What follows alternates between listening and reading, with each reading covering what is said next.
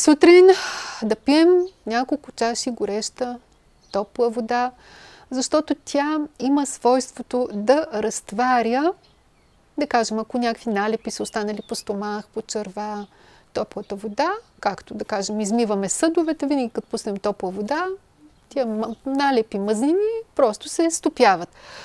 И по същия начин на този принцип се случва това очистване чрез гореща вода. Другото е, че когато водата е гореща, в нея вече е влезнал и елемент огън.